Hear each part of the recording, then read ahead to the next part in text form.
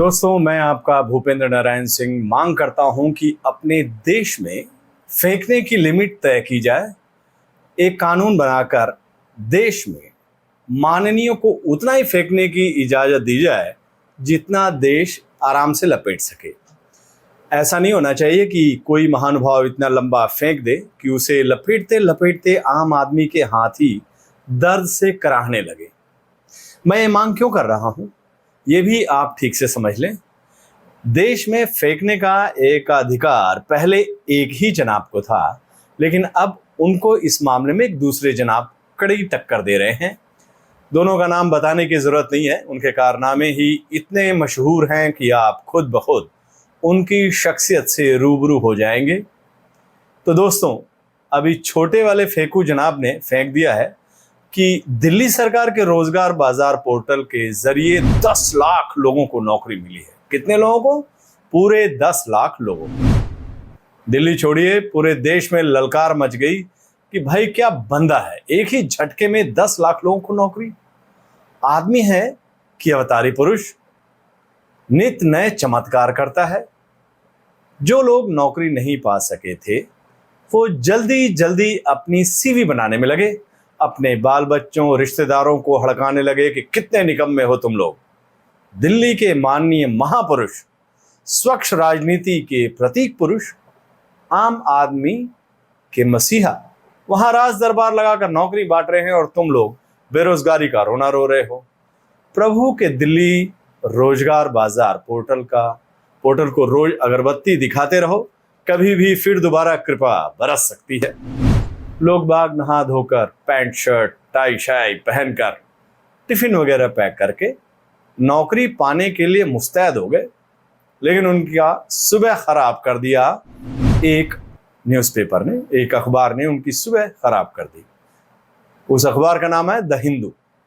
अखबार ने अपने बेजान पन्नों पर दावा कर दिया कि दिल्ली वाले छोटे साहब ने नौकरी दिया है बस 12,588 को, और दावा कर दिया है 10 लाख नौकरी का। दोस्तों, अब आप ही बताइए, ये कोई बात हुई? थोड़ा बहुत का अंतर होता तो रफू कर लेते, चमड़े की जुबान की फिसलन मानकर दिल को बहला लेते, लेकिन कहाँ 10 लाख, कहाँ 12,588। कितना लपेटे लोग। फेंकने की भी एक हद होती है। फेंकना नापने की मशीन होती तो वो बेचारे भी ब्लास्ट कर जाती। दोस्तों, इसीलिए मैं मांग कर रहा हूं कि देश में कानून बनाकर फेंकने की लिमिट तय की जानी चाहिए। लिमिट तय रहेगी तो लोगों को बड़ा झटका नहीं लगेगा, हार्ट अटैक आने का खतरा नहीं होगा।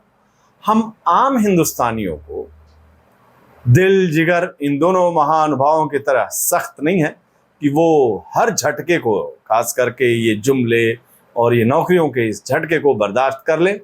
देश आज तक दिल्ली के बड़े वाले साहब के दिए झटके से नहीं उभर पाया है। जना फेंक दिए कि हर किसी के अकाउंट में 15 लाख आएंगे। 8 साल गुजर गए, 15 पाई नहीं पहुंची। उनके दरबारी गण कह दिए कि पेट्रोल 35 रुपए मिलेगा। पेट्रोल शतक मारकर मजबूती से दोहरे शतक की तरह बढ़ रहा है।